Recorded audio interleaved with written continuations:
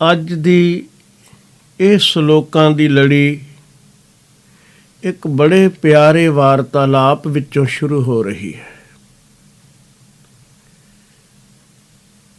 ਉਹ ਵਾਰਤਾਲਾਪ, ਉਹ ਗੱਲਬਾਤ ਭਗਤ ਨਾਮਦੇਵ ਜੀ ਅਤੇ ਤਿਲੋਚਨ ਜੀ ਦੇ ਵਿੱਚ ਆਪਸ ਵਿੱਚ ਚੱਲ ਰਹੀ ਹੈ। ਦੋਨੋਂ ਮਿੱਤਰ ਸਨ। ਆਮ ਤੌਰ 'ਤੇ ਪੰਡਿਤ ਸਦਵਾਉਣ ਵਾਲੇ ਜ਼ਾਤ ਪਾਤ ਤੇ ਵਰਨ ਵੰਡਾਂ ਵਿੱਚ ਗ੍ਰਸੇ ਹੋਏ ਲੋਕ ਤਾਂ ਭਗਤ ਨਾਮਦੇਵ ਜੀ ਨੂੰ ਸ਼ੂਦਰ ਆਖਦੇ ਸਨ।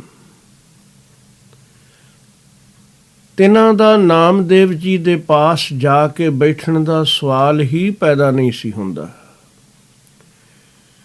ਕਿਉਂਕਿ ਸਦੀਆਂ ਤੋਂ ਜਿਨ੍ਹਾਂ ਦੇ ਵੱਡੇ ਵਡੇਰੇ ਵੀ ਇਹ ਪ੍ਰਚਾਰ ਕਰਦੇ ਰਹੇ ਹੋਵਣ ਕਿ ਇਹ ਕੰਮ ਕਰਨ ਵਾਲੇ, ਇਹ ਕਿੱਤਾ ਕਰਨ ਵਾਲੇ ਲੋਕਾਂ ਦੀ ਇਹ ਜਾਤੀ ਹੈ, ਇਹ ਸ਼ੂਦਰ ਨੇ, ਨਾਮ ਜਪਣਾ ਤਾਂ ਦੂਰ ਰਿਹਾ, ਇਹਨਾਂ ਦੇ ਕੰਨਾਂ ਵਿੱਚ ਵੀ ਵੇਦਾਂ ਦੀ ਰਿਚਾ ਦੀ ਆਵਾਜ਼ ਨਹੀਂ ਪੈਣੀ ਚਾਹੀਦੀ।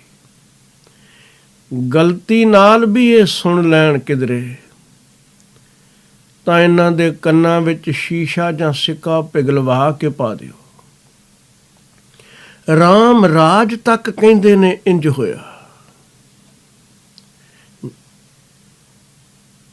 ਭਗਤ ਨਾਮਦੇਵ ਜੀ ਦੇ ਸਮੇਂ ਐਸਾ ਤਾਂ ਬ੍ਰਾਹਮਣ ਕਰ ਨਹੀਂ ਸਨ ਸਕਦੇ,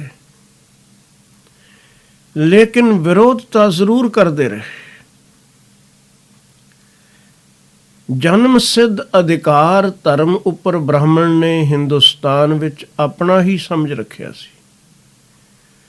ਉਪਦੇਸ਼ ਦਾ ਹੱਕ ਹੈ ਤਾਂ ਉਹ ਸਾਨੂੰ ਹੈ, ਲੇਕਿਨ ਪੰਡਿਤ ਤਿਲੋਚਨ ਜੀ ਇਹਨਾਂ ਸਾਰੇ ਪੰਡਿਤਾਂ ਵਿੱਚੋਂ ਜ਼ਰੂਰ ਕੋਈ ਕ੍ਰਾਂਤੀਕਾਰੀ ਪੰਡਿਤ ਰਹੇ ਹੋਣਗੇ। ਵਿਦਵਾਨ ਵੀ ਸਨ, ਪਰ ਕੇਵਲ ਕਿਤਾਬੀ ਵਿਦਵਾਨ ਨਹੀਂ, ਅਸਲੀਅਤ ਦਾ ਗਿਆਨ ਰੱਖਣ ਵਾਲੇ ਵੀ ਸਨ। ਇਹ ਕੋਈ ਛੋਟੀ ਗੱਲ ਨਹੀਂ ਸੀ ਕਿ ਉਹ ਆਪ ਚੱਲ ਕੇ ਭਗਤ ਨਾਮਦੇਵ ਜੀ ਦੇ ਪਾਸ ਜਾਂਦੇ ਸਨ। ਦੋਨੋਂ ਬੈਠ ਸਤਸੰਗ ਕਰਦੇ, ਰੱਬ ਦੇ ਗੀਤ ਗਾਉਂਦੇ, ਪ੍ਰਭੂ ਦੀ ਸਿਫਤ ਸਲਾਹ ਹੁੰਦੀ, ਇੱਕ ਰੰਗ ਬੱਝ ਜਾਂਦਾ। ਹੋਰ ਵੀ ਗੁਰਮਤੀਏ ਲੋਕ, ਰੱਬ ਨੂੰ ਪ੍ਰੇਮ ਕਰਨ ਵਾਲੇ ਪ੍ਰਾਣੀ ਭਗਤ ਨਾਮਦੇਵ ਜੀ ਦੇ ਪਾਸ ਜਾ ਬੈਠਦੇ। ਪਰ ਨਾਮਦੇਵ ਜੀ ਉਹਨਾਂ ਲੋਕਾਂ ਵਿੱਚੋਂ ਨਹੀਂ ਸਨ ਜਿਨ੍ਹਾਂ ਨੇ ਧਰਮ ਨੂੰ ਕੇਵਲ ਪੋਸ਼ਾਕ, ਖੁਰਾਕ ਤੇ ਗੱਲਬਾਤ ਤੱਕ ਹੀ ਸੀਮਿਤ ਕਰ ਲਿਆ ਹੋਵੇ। ਸਾਡੇ ਦੇਸ਼ ਵਿੱਚ ਇਹ ਬੜੀ ਵੱਡੀ ਕਮਜ਼ੋਰੀ ਰਹੀ ਹੈ। ਜਿਸ ਨੇ ਪੋਸ਼ਾਕ ਸਾਧੂਆਂ ਵਾਲੀ ਪਹਿਨ ਲਈ, ਚੋਲਾ ਵੱਡਾ ਹੈ ਕਿ ਲੱਤਾਂ ਨੰਗੀਆਂ ਨੇ, ਜਾਂ ਹੋਰ ਪਤਾ ਨਹੀਂ ਅੱਡ ਅੱਡ ਸਮਾਜਾਂ ਤੇ ਫਿਰਕਿਆਂ ਵਿੱਚ ਕੀ ਧਾਰਨਾਵਾਂ ਪ੍ਰਚਲਿਤ ਹੋ ਗਈਆਂ। ਪਾਖੰਡੀ ਲੋਕ ਇਸ ਦਾ ਲਾਭ ਲੈਂਦੇ ਰਹੇ। ਭੋਲੀ ਭਾਲੀ ਜਨਤਾ ਕੇਵਲ ਭੇਖ ਨੂੰ ਦੇਖ ਕੇ ਪੂਜਾ ਕਰਦੀ ਰਹੀ। ਇਹ ਲੋਕ ਵਿਹਲੜ ਸਨ, ਕੋਈ ਕਿਰਤ ਵਿਰਤ ਕੰਮ ਕਾਜ ਕਰਨਾ ਹੀ ਨਹੀਂ, ਲੋਕਾਂ ਦੇ ਧਨ ਤੇ ਪਲਣਾ, ਪੂਜਾ ਦੇ ਧਨ ਤੇ ਹੀ ਸਾਰਾ ਨਿਰਵਾਹ। ਕੇਵਲ ਨਿਰਵਾਹ ਨਹੀਂ, ਪਾਖੰਡ ਪ੍ਰਪੰਚ ਵਿੱਚ ਪਾ ਕੇ ਲੋਕਾਂ ਨੂੰ ਤਿਨਾਂ ਦਾ ਧਨ ਹੜੱਪ ਕੇ ਆਪਣੇ ਵੱਡੇ ਵੱਡੇ ਅਸਥਾਨ ਬਣਾਉਣੇ। ਜਿੰਨੇ ਘਰ ਗ੍ਰਸਤ ਵਿੱਚ ਰਹਿੰਦਿਆਂ ਮਿਹਨਤ ਕਰਕੇ ਕਦੀ ਬਣਾਏ ਨਹੀਂ ਜਾ ਸਕਦੇ ਸਨ।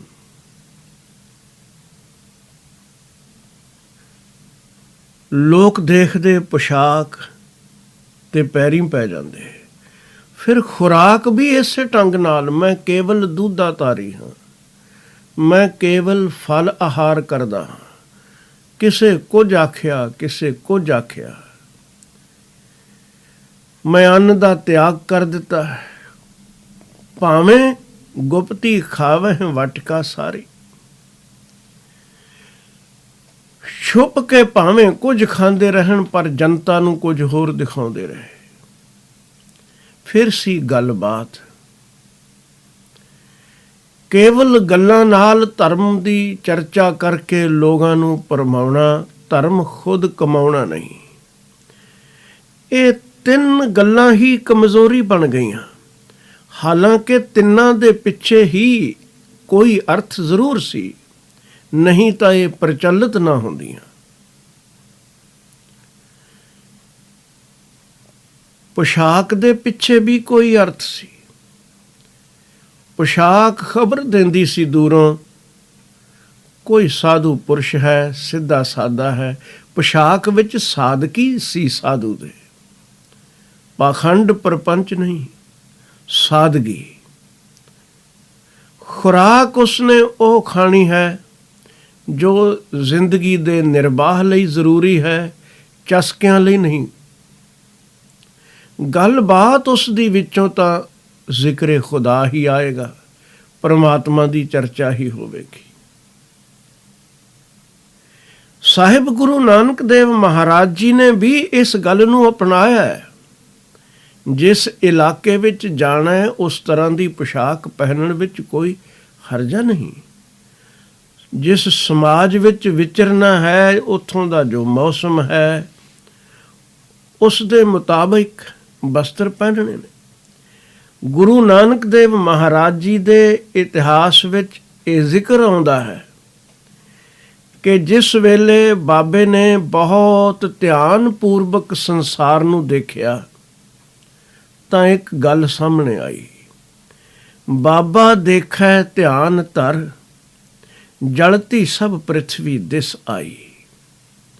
ਫਿਰ ਬਾਬੇ ਨੇ ਕਾਰਨ ਲੱਭਿਆ, ਕਿਉਂ ਜਲ ਰਹੀ ਹੈ ਪ੍ਰਿਥਵੀ? ਤਾਂ ਕਾਰਨ ਸਾਹਮਣੇ ਆਇਆ, ਬਾਝੋਂ ਗੁਰੂ ਗੁਬਾਰ ਹੈ ਕਰਦੀ ਸੁਣੀ ਲੁਕਾਈ। ਉਪਦੇਸ਼ ਦੇਣ ਦੇ ਕਾਬਿਲ ਸਨ ਸਤਿਗੁਰੂ। ਉਪਦੇਸ਼ ਦੇਣ ਲਈ ਯਾਤਰਾਵਾਂ ਸ਼ੁਰੂ ਕਰਨੀਆਂ ਨੇ। ਉਹਨਾਂ ਯਾਤਰਾ ਵਿੱਚ ਕੈਸਾ ਲਿਬਾਸ ਚਾਹੀਦਾ ਉਹ ਪਹਿਨਿਆ।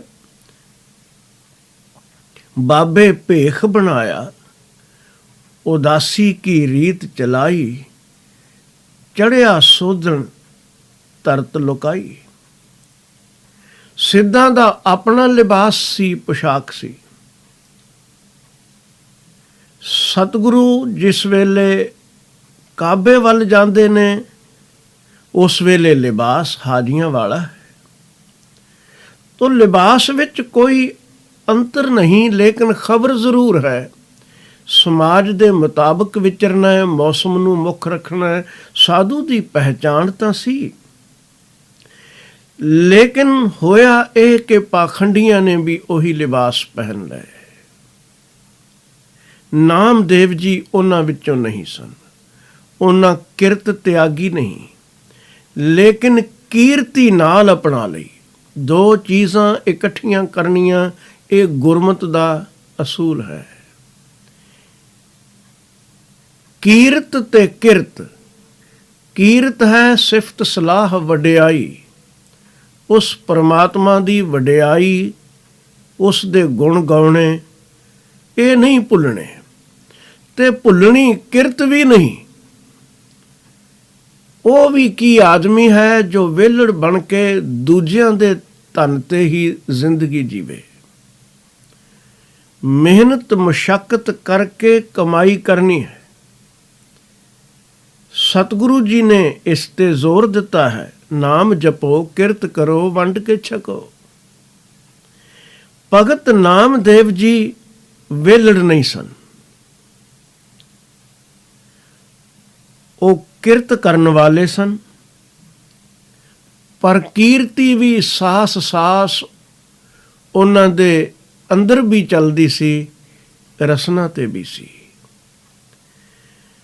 ਤਿਲੋਚਨ ਜੀ ਜਦ ਸਮਾਂ ਮਿਲਦਾ ਨਾਮਦੇਵ ਜੀ ਦੇ ਪਾਸ ਆਣ ਬੈਠਦੇ, ਉਹਨਾਂ ਦਾ ਪਾਸ ਆ ਬੈਠਣਾ ਹੀ ਇਹ ਖਬਰ ਦਿੰਦਾ ਹੈ ਕਿ ਉਹ ਵੀ ਚੰਗੀ ਸੁਰਤ ਵਾਲੇ ਇਨਸਾਨ ਸਨ। ਲੇਕਿਨ ਨਾਮਦੇਵ ਜੀ ਦੀ ਅਵਸਥਾ ਬੜੀ ਉੱਚੀ ਸੀ। ਬੈਠ ਕੇ ਧਰਮ ਦੀ ਚਰਚਾ ਵੀ ਕਰਨੀ, ਲੇਕਿਨ ਤਿਲੋਚਨ ਜੀ ਦੇ ਮਨ ਵਿੱਚ ਇੱਕ ਦਿਨ ਇੱਕ ਖਿਆਲ ਆ ਗਿਆ। ਉਹਨਾਂ ਸੋਚਿਆ, ਮੈਂ ਜਦ ਆਉਂਦਾ ਹਾਂ, ਨਾਮਦੇਵ ਜੀ ਨੂੰ ਕਦੀ ਵਿਹਲਿਆਂ ਚੌਂਕੜਾ ਮਾਰ ਕੇ ਬੈਠ ਕੇ ਆਸਣ ਲਗਾ ਕੇ ਸਮਾਧੀ ਚ ਲੀਨ ਇੰਜ ਨਹੀਂ ਡਿੱਠਾ। ਰਜਾਈਆਂ ਦੇ ਅਮਰੇ ਠੇਕਦੇ ਨੇ, ਕੱਪੜੇ ਦਾ ਕੰਮ ਕਰਦੇ ਨੇ। ਜਦ ਮੈਂ ਆਇਆ, ਕਿਸੇ ਨਾ ਕਿਸੇ ਕਿਰਤ ਵਿੱਚ ਲੱਗੇ ਹੋਏ ਸਨ। ਆਦਮੀ ਦੇ ਖਿਆਲ ਬੜੇ ਅਜੀਬ ਹਨ। ਜਿਸ ਵੇਲੇ ਕੋਈ ਇੱਕ ਖਿਆਲ ਮਨੁੱਖ ਦੇ ਉੱਪਰ ਹਾਵੀ ਹੋ ਜਾਂਦਾ ਹੈ, ਉਸ ਵੇਲੇ ਉਹ ਉਸੇ ਦੇ ਹੱਕ ਵਿੱਚ ਦਲੀਲਾਂ ਦੇਖਣ ਲੱਗ ਪੈਂਦਾ ਹੈ, ਸੋਚਣ ਲੱਗ ਪੈਂਦਾ ਹੈ, ਤੇ ਦੂਜਾ ਪਾਸਾ ਉਸਨੂੰ ਕਈ ਵਾਰੀ ਵਿਸਰ ਜਾਂਦਾ ਹੈ, ਉਹ ਭੁੱਲ ਜਾਂਦਾ ਹੈ। ਇਹੀ ਤਿਲੋਚਨ ਜੀ ਦੇ ਨਾਲ ਘਟਨਾ ਵਾਪਰੀ ਕਿ ਬੇਸ਼ੱਕ ਕਿਰਤ ਕਰਦੇ ਨੇ, ਪਰ ਜਿੰਨੀ ਦੇਰ ਵੀ ਮੈਂ ਬੈਠਦਾ ਹਾਂ ਆ ਕੇ, ਇਹ ਵੀ ਤਾਂ ਦੇਖਦਾ ਹਾਂ ਕਿ ਕੀਰਤੀ ਕਰਦੇ ਹਨ, ਤੇ ਕਿਰਤ ਕਰਦਿਆਂ ਕੋਈ ਹਰੀ ਜਸ ਗਾਉਂਦਾ, ਇਸ ਵਿੱਚ ਬੁਰਾਈ ਤਾਂ ਕੋਈ ਨਹੀਂ, ਚੰਗੀ ਗੱਲ ਹੈ। ਲੇਕਿਨ ਕਿਰਤ ਚੇਤੇ ਰਹਿ ਗਈ, ਕੀਰਤੀ ਦੀ ਗੱਲ ਕੁਝ ਸਮੇਂ ਲਈ, ਕੁਝ ਪਲਾਂ ਲਈ ਤਿਲੋਚਨ ਜੀ ਦੇ ਖਿਆਲ ਤੋਂ ਪਾਸੇ ਹੋ ਗਈ। ਫੁਰਨਾ ਬਣ ਗਿਆ, ਹੌਲੀ ਹੌਲੀ ਵੱਧ ਗਿਆ ਕਿ ਮੈਂ ਚੱਲ ਕੇ ਆਉਂਦਾ ਹਾਂ, ਨਾਮਦੇਵ ਜੀ ਭਗਤ ਹਨ, ਬੰਦਗੀਵਾਨ ਹਨ। ਇਹ ਵੀ ਸੱਚ ਹੈ ਕਿ ਅਸੀਂ ਗੱਲਾਂ ਵੀ ਬੈਠ ਕੇ ਰੱਬ ਦੀਆਂ ਹੀ ਕਰਦੇ ਹਾਂ, ਪਰ ਹਰ ਵੇਲੇ ਕਿਰਤ ਵਿੱਚ ਹੀ ਲੱਗੇ ਰਹਿਣਾ ਇਹ ਵੀ ਕੋਈ ਗੱਲ ਨਹੀਂ। ਸਮਾਧੀ ਲਾ ਕੇ ਵੀ ਬੈਠਣਾ ਚਾਹੀਦਾ ਹੈ। ਬਸ ਐਸੇ ਫੁਰਨੇ ਚੱਲ ਪਏ। ਤੇ ਮਨ ਦਾ ਇੱਕ ਸੁਭਾਅ ਹੈ, ਜਿਸ ਵੇਲੇ ਇਸ ਅੰਦਰ ਕਿਸੇ ਪ੍ਰਤੀ ਵੀ ਉਲਟੇ ਖਿਆਲ ਸ਼ੁਰੂ ਹੋ ਜਾਣ, ਬੜੀ ਛੇਤੀ ਇਹ ਜ਼ੋਰ ਪਕੜ ਜਾਂਦੇ ਨੇ। ਚੰਗਿਆਈ ਕਿਸੇ ਦੀ ਸਾਨੂੰ ਹਜ਼ਮ ਕਰਨੀ ਬੜੀ ਔਖੀ ਹੈ। ਕਿਸੇ ਦੇ ਗੁਣ ਕੋਈ ਸਾਡੇ ਪਾਸ ਦੱਸੇ, ਤੀਜਾ ਬੰਦਾ, ਛੇਤੀ ਯਕੀਨ ਹੀ ਨਹੀਂ ਕਰੀਦਾ। ਔਗਣ ਕੋਈ ਕੋਲੋਂ ਘੜ ਕੇ ਦੱਸ ਦੇਵੇ, ਬਸ ਫਿਰ ਵਧਾ ਵੀ ਲਈਦਾ ਹੈ। ਇਹ ਮਨ ਦੀ ਆਦਤ ਹੈ, ਮਨ ਦਾ ਸੁਭਾਅ ਹੈ। ਤਿਲੋਚਨ ਜੀ ਨਾਲ ਵੀ ਕੁਝ ਐਸੀ ਹੀ ਘਟਨਾ ਵਰਤ ਗਈ। ਮਿੱਤਰ ਸਨ, ਸੰਗੀ ਸਨ, ਇਕੱਠੇ ਬੈਠਣ ਵਾਲੇ ਸਨ, ਤੇ ਸਾਫ਼ ਦਿਲ ਇਨਸਾਨ ਸੀ। ਇਸ ਲਈ ਤਿਲੋਚਨ ਜੀ ਨੇ ਉਹ ਗੱਲ ਛੁਪਾਈ ਨਹੀਂ। ਛੁਪਾ ਲੈਂਦੇ ਤਾਂ ਬੜੀ ਖਤਰਨਾਕ ਬਣ ਜਾਂਦੀ, ਯਾਦ ਰੱਖਣਾ। ਕਿਉਂਕਿ ਹੌਲੀ ਹੌਲੀ ਭਗਤ ਨਾਮਦੇਵ ਜੀ ਦੇ ਪ੍ਰਤੀ ਉਹਨਾਂ ਦੇ ਵਿਚਾਰ ਬਦਲ ਜਾਂਦੇ, ਉਲਟੇ ਖਿਆਲ ਬਣ ਜਾਂਦੇ, ਤੇ ਨਤੀਜਾ ਇਹ ਹੋਣਾ ਸੀ, ਉਹ ਨਾਮਦੇਵ ਜੀ ਦੀ ਸੰਗਤ ਵਿੱਚ ਆਉਣਾ ਹੀ ਬੰਦ ਕਰ ਦਿੰਦੇ। ਬਹੁਤ ਵੱਡਾ ਨੁਕਸਾਨ ਸੀ ਕਿ ਇਹ ਬੰਦਗੀ ਦਾ ਲਾਹਾ ਜਿੱਥੋਂ ਮਿਲਦਾ ਹੈ, ਉਸ ਚੰਗੀ ਸੰਗਤ ਨੂੰ ਛੱਡ ਬੈਠਣਾ। ਲੇਕਿਨ ਤਿਲੋਚਨ ਜੀ ਨੇ ਇੰਜ ਨਹੀਂ ਕੀਤਾ। ਉਹਨਾਂ ਛੁਪਾਇਆ ਨਹੀਂ, ਆਪਣਾ ਸ਼ੰਕਾ ਪ੍ਰਗਟ ਕਰ ਦਿੱਤਾ। ਬੜੇ ਪ੍ਰੇਮ ਨਾਲ ਆਖਣ ਲੱਗੇ, ਨਾਮਦੇਵ, ਮੇਰੇ ਮਨ ਵਿੱਚ ਇੱਕ ਖਿਆਲ ਕੁਝ ਦਿਨਾਂ ਤੋਂ ਉੱਠ ਰਿਹਾ ਹੈ ਵੀ ਤੁਹਾਡੇ ਪ੍ਰਤੀ, ਤੇ ਮੈਂ ਸਾਂਝਾ ਵੀ ਕਰਨਾ ਚਾਹੁੰਦਾ। ਬਹੁਤਾ ਚੰਗਾ ਵੀ ਨਹੀਂ ਮੈਂ ਉਸ ਖਿਆਲ ਨੂੰ ਆਖ ਸਕਦਾ, ਲੇਕਿਨ ਮੈਂ ਉਸ ਖਿਆਲ ਨੂੰ ਛੁਪਾ ਵੀ ਨਹੀਂ ਸਕਦਾ। ਛੁਪਾਵਾਂ ਤਾਂ ਬੇਈਮਾਨੀ ਹੋਵੇਗੀ। ਪ੍ਰਗਟਾਉਣਾ ਚਾਹੁੰਦਾ ਹਾਂ, ਜੇ ਆਗਿਆ ਦਿਓ। ਨਾਮਦੇਵ ਜੀ ਹੱਸ ਕੇ ਕਹਿਣ ਲੱਗੇ, ਤਿਲੋਚਨ ਜੀ, ਛੁਪਾਉਣ ਵਾਲੀ ਕਿਹੜੀ ਗੱਲ ਹੈ?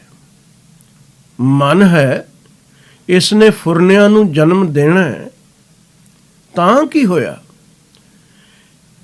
ਨਿਸ਼ੰਗ ਹੋ ਕੇ ਜੋ ਮਨ ਵਿੱਚ ਖਿਆਲ ਆਇਆ ਹੈ ਉਹ ਮੈਨੂੰ ਦੱਸੋ। ਮੈਂ ਕੋਸ਼ਿਸ਼ ਕਰਾਂਗਾ ਤੁਹਾਡੇ ਖਿਆਲ ਨੂੰ ਸਮਝਾਂ ਤੇ ਜੋ ਸਹੀ ਜਾਪੇ ਉਹ ਉੱਤਰ ਦੇਵਾਂ। ਤਿਲੋਚਨ ਜੀ ਬੜੇ ਪ੍ਰਸੰਨ ਹੋਏ ਕਿ ਨਾਮਦੇਵ ਜੀ ਮੇਰੀ ਹਰ ਗੱਲ ਸੁਣਨ ਲਈ ਤਿਆਰ ਨੇ। ਮੈਂ ਆਖਿਆ ਵੀ ਹੈ ਕਿ ਫੁਰਨਾ ਤੁਹਾਡੇ ਬਾਰੇ ਹੈ, ਚੰਗਾ ਵੀ ਨਹੀਂ, ਹੈ ਵੀ ਬੁਰਾ, ਮੈਨੂੰ ਖੁਦ ਨੂੰ ਪਸੰਦ ਨਹੀਂ, ਲੇਕਿਨ ਛੁਪਾਵਾਂ ਕਿਵੇਂ? ਇਹ ਕਿੰਨੀ ਪਿਆਰੀ ਰੂਹ ਹੈ ਜੋ ਪ੍ਰਸੰਨ ਚਿੱਤ ਹੋ ਕੇ ਫਿਰ ਕਹਿ ਰਹੇ ਨੇ, ਤਿਲੋਚਨ ਦੱਸ। ਤਿਲੋਚਨ ਜੀ ਨੇ ਆਪਣੇ ਮਨ ਦੀ ਗੱਲ ਦੱਸ ਦਿੱਤੀ। ਕਹਿਣ ਲੱਗੇ, ਜੀ ਸੰਖੇਪ ਵਿੱਚ ਹੀ ਜੇ ਮੈਂ ਗੱਲ ਮੁਕਾਵਾਂ ਤੇ ਮੇਰਾ ਮਨ ਇਹ ਆਖਣ ਲੱਗ ਪਿਆ ਹੈ ਕਿ ਤੁਹਾਡੇ ਉੱਤੇ ਮਾਇਆ ਨੇ ਪ੍ਰਭਾਵ ਪਾ ਲਿਆ ਹੈ। ਨਾਮਦੇਵ ਜੀ ਹੱਸ ਕੇ ਆਖਣ ਲੱਗੇ, ਮਾਇਆ ਬੜੀ ਪ੍ਰਬਲ ਹੈ, ਵੱਡੇ ਵੱਡਿਆਂ ਤੇ ਅਸਰ ਪਾ ਗਈ।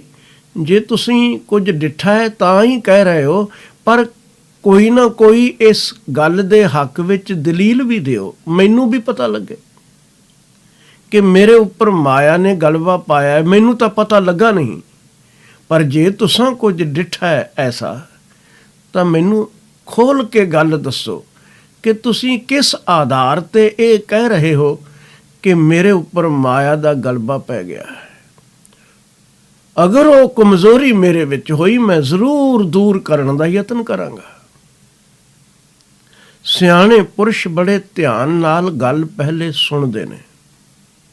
ਨਾਮਦੇਵ ਜੀ ਨੇ ਤਿਲੋਚਨ ਜੀ ਨੂੰ ਕਿਹਾ, ਸੁਣਾਓ, ਮੈਨੂੰ ਕਾਰਨ ਦੱਸੋ। ਤੁਸੀਂ ਅਕਸਰ ਐਸਾ ਸੋਚਿਆ ਇਸ ਦੇ ਪਿੱਛੇ ਕੋਈ ਨਾ ਕੋਈ ਦਲੀਲ ਤਾਂ ਹੋਵੇਗੀ।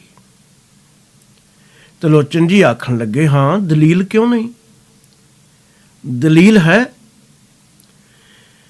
ਮੈਂ ਇੱਕ ਦਫਾ ਨਹੀਂ ਅਨੇਕ ਵਾਰ ਤੁਹਾਡੇ ਪਾਸ ਆਇਆ, ਪਰ ਜਦੋਂ ਆਇਆ ਮੈਂ ਡਿੱਠਾ ਇਹ ਹੈ ਕਿ ਹਰ ਵੇਲੇ ਕੰਮ ਵਿੱਚ ਲੱਗੇ ਹੁੰਦੇ ਹੋ। ਇਹ ਰਜਾਈਆਂ ਦੇ ਅੰਬਰੇ ਠੇਕ ਰਹੇ ਹੋ। ਕਿੰਨੀ ਦਫਾ ਤਾਂ ਮੈਂ ਇਹੀ ਦੇਖਿਆ ਹੈ, ਹਰ ਵੇਲੇ ਕਿਰਤ, ਹਰ ਵੇਲੇ ਕਿਰਤ। ਮੇਰਾ ਮਨ ਆਖਦਾ ਹੈ ਤੁਹਾਨੂੰ ਮਾਇਆ ਨੇ ਮੋਹ ਲਿਆ ਹੈ। ਸੀ ਤਾਂ ਇਹ ਭੁਲੇਖਾ ਤਿਲੋਚਨ ਜੀ ਨੂੰ, ਪਰ ਉਹਨਾਂ ਸਪਸ਼ਟ ਗੱਲ ਰੱਖ ਦਿੱਤੀ ਨਾਮਦੇਵ ਜੀ ਦੇ ਸਾਹਮਣੇ। ਕਬੀਰ ਜੀ ਨੇ ਉਸ ਗੱਲਬਾਤ ਦਾ ਜ਼ਿਕਰ 2 ਸ਼ਲੋਕਾਂ ਵਿੱਚ ਕੀਤਾ।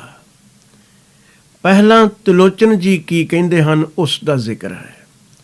ਨਾਮਾ ਮਾਇਆ ਮੋਹਿਆ ਕਹੈ ਤਿਲੋਚਨ ਮੀਤ, ਕਾਹੇ ਛੀਪਹੁ ਛਾਇ ਲੈ ਰਾਮ ਨ ਲਾਵਹੁ ਚੀਤ। ਹਰ ਵੇਲੇ ਇਹ ਰਜਾਈਆਂ ਦੇ ਅੰਬਰੇ ਹੀ ਠੇਕਦੇ ਰਹਿੰਦੇ ਹੋ। ਮੇਰੇ ਮਿੱਤਰ ਹੋ ਤੁਸੀਂ, ਪਰ ਤੁਹਾਨੂੰ ਨਾਮਦੇਵ ਜੀ ਮਾਇਆ ਨੇ ਮੋਹ ਲਿਆ ਹੈ। ਕਿਉਂ ਨਹੀਂ ਰੱਬ ਵੱਲ ਚਿੱਤ ਜੋੜਦੇ? ਕੀਰਤੀ ਕਰੋ। ਕਿਰਤ ਦਾ ਕੀ ਕੰਮ ਹੋਇਆ ਹਰ ਵੇਲੇ? ਜਦੋਂ ਤਿਲੋਚਨ ਜੀ ਨੇ ਆਪਣੇ ਚਿੱਤ ਦੀ ਗੱਲ ਦੱਸ ਦਿੱਤੀ ਤਾਂ ਨਾਮਦੇਵ ਜੀ ਨਾਰਾਜ਼ ਨਹੀਂ ਹੋਏ। ਬੜੇ ਪਿਆਰ ਨਾਲ ਆਪਣੇ ਦੋਸਤ ਨੂੰ ਉੱਤਰ ਦਿੱਤਾ। ਨਾਮਾ ਕਹੈ ਤਿਲੋਚਨਾ, ਮੁਖ ਤੇ ਰਾਮ ਸੰਭਾਲ, ਹਾਥ ਪਾਉ ਕਰ ਕਾਮ ਸਭ ਚੀਤ ਨਿਰੰਜਨ ਨਾਲ। ਐ ਤਿਲੋਚਨ, ਮੇਰੀ ਜਿਹੜੀ ਕਿਰਤ ਹੈ ਉਹ ਹੱਥਾਂ ਪੈਰਾਂ ਨਾਲ ਕਰਨ ਵਾਲੀ ਹੈ, ਉਹ ਮੈਂ ਕਰ ਰਿਹਾ।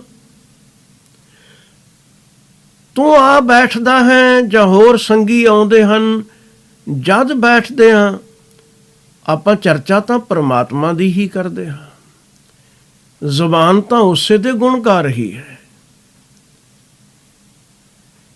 ਧਿਆਨ ਤਾਂ ਉੱਥੇ ਹੀ ਹੈ, ਕੰਮ ਕਰਦਿਆਂ ਵੀ ਸੁਰਤੀ ਖਿੰਡੀ ਹੋਈ ਨਹੀਂ। ਖਿਮਾ ਕਰਨਾ, ਸਾਡੀ ਸੁਰਤ ਇਸ ਤੋਂ ਬਿਲਕੁਲ ਉਲਟੀ ਹੁੰਦੀ ਹੈ। ਆਮ ਤੌਰ ਤੇ ਭਜਨ ਕਰਦੇ ਬੰਦੇ ਦੀ ਬਿਰਤੀ ਵੀ ਕਿਰਤ ਵਿੱਚ ਹੋਵੇਗੀ, ਕੀਰਤੀ ਵਿੱਚ ਨਹੀਂ। ਬੜੇ ਲੋਕ ਇਹ ਪ੍ਰਸ਼ਨ ਆਮ ਤੌਰ ਤੇ ਕਰਦੇ ਸੁਣੇ ਜਾਣਗੇ। ਜਦੋਂ ਪਾਠ ਕਰਨ ਬੈਠੀਦਾ ਹੈ, ਮਨ ਦੌੜ ਜਾਂਦਾ ਹੈ ਦੁਨੀਆ ਦੇ ਧੰਦਿਆਂ ਵੱਲ ਹੀ। ਨਾਮਦੇਵ ਜੀ ਉਹ ਨੇ ਜੋ ਦੁਨੀਆ ਦੀ ਕਿਰਤ ਕਰ ਰਹੇ ਹਨ, ਲੇਕਿਨ ਧਿਆਨ ਕੀਰਤੀ ਵੱਲ ਗਿਆ ਹੋਇਆ ਹੈ। ਤਿਲੋਚਨ ਜੀ ਨੂੰ ਗੱਲ ਕੁਝ ਇੰਜ ਲੱਗੀ ਜਿਵੇਂ ਅਨਹੋਣੀ ਜਿਹੀ ਹੋਵੇ। ਜ਼ਿਕਰ ਇਸ਼ਾਰੇ ਮਾਤਰ ਕਬੀਰ ਸਾਹਿਬ ਨੇ ਕੀਤਾ ਹੈ। ਜੋ ਘਟਨਾ ਵਰਤੀ ਤਿਲੋਚਨ ਜੀ ਤੇ ਨਾਮਦੇਵ ਜੀ ਦੇ ਅੰਦਰ, ਕਿ ਨਾਮਦੇਵ ਜੀ ਨੇ ਜਵਾਬ ਦਿੱਤਾ, ਨਾਮਾ ਕਹੈ ਤਿਲੋਚਨਾ ਮੁਖ ਤੇ ਰਾਮ ਸੰਭਾਲ, ਹਾਥ ਪਾਉ ਕਰ ਕਾਮ ਸਭ ਚੀਤ ਨਿਰੰਜਨ ਨਾਲ।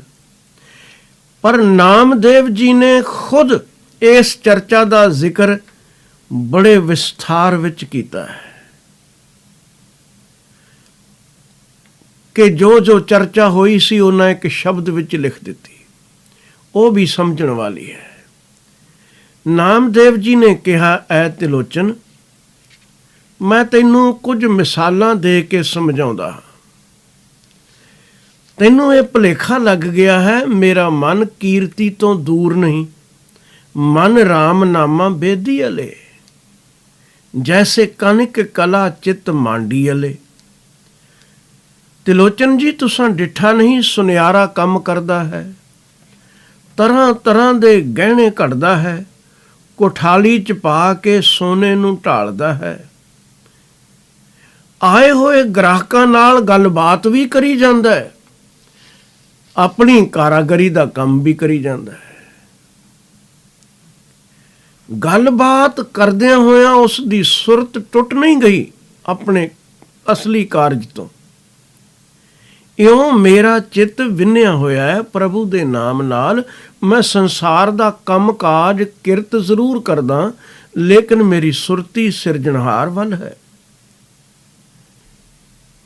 ਤੈਨੂੰ ਹੋਰ ਮਿਸਾਲ ਦੇ ਕੇ ਸਮਝਾਵਾਂ। ਨਾਮਦੇਵ ਜੀ ਨੇ ਪੂਰਾ ਸ਼ਬਦ ਇਸ ਬਾਰੇ ਲਿਖਿਆ ਰਾਮਕਲੀ ਰਾਗ ਅੰਦਰ।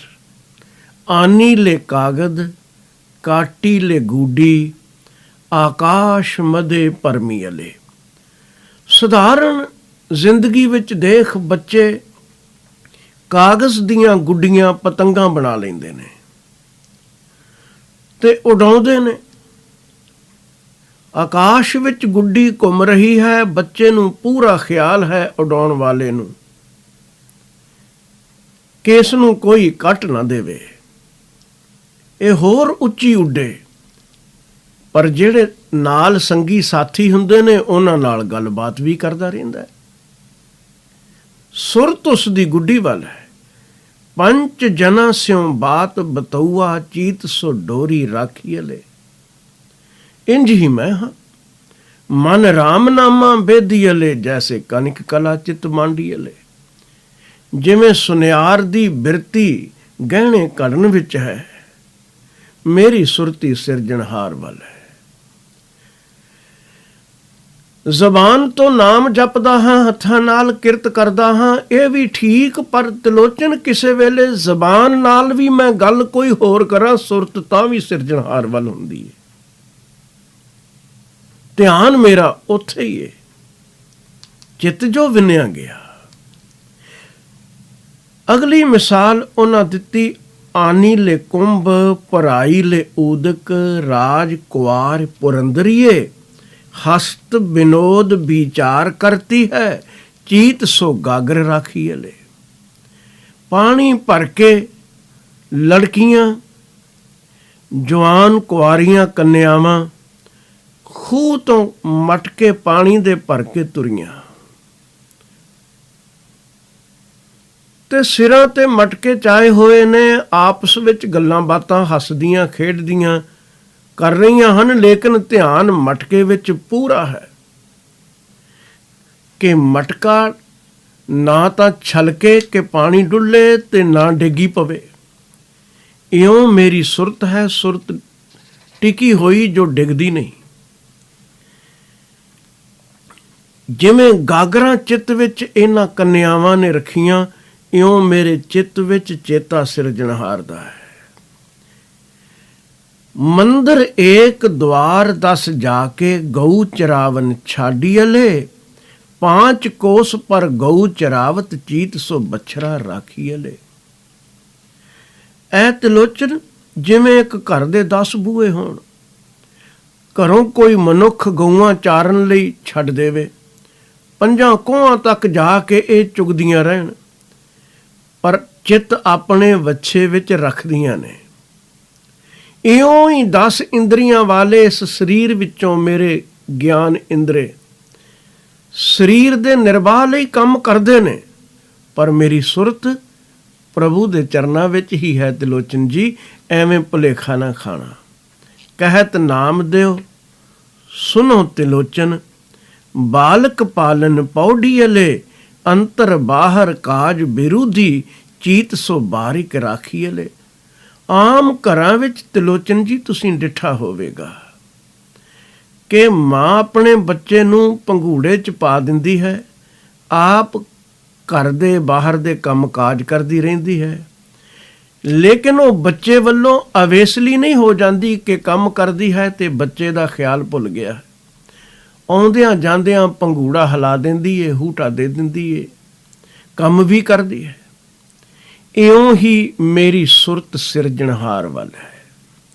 ਨਾਮਾ ਕਹੈ ਤਿਲੋਚਨਾ, ਮੁਖ ਤੇ ਰਾਮ ਸੰਭਾਲ, ਹਾਥ ਪਾਉ ਕਰ ਕਾਮ ਸਭ ਚੀਤ ਨਿਰੰਜਨ ਨਾਲ।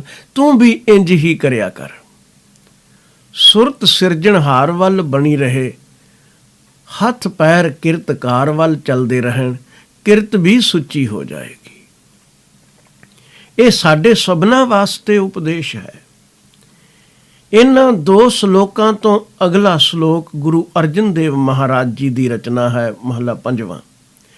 कबीरा हमरा को नहीं, हम किस हु के नाहे, जिन एहो रचन रचाया, तिस ही माहे समाहे। ਇਸ ਦਾ ਭਾਵ ਇਹ ਨਹੀਂ ਕਿ ਸਤਿਗੁਰੂ ਜੀ ਕੋਈ ਸੰਸਾਰ ਦੇ ਰਿਸ਼ਤਿਆਂ ਦਾ ਅਪਮਾਨ ਕਰ ਰਹੇ ਹਨ।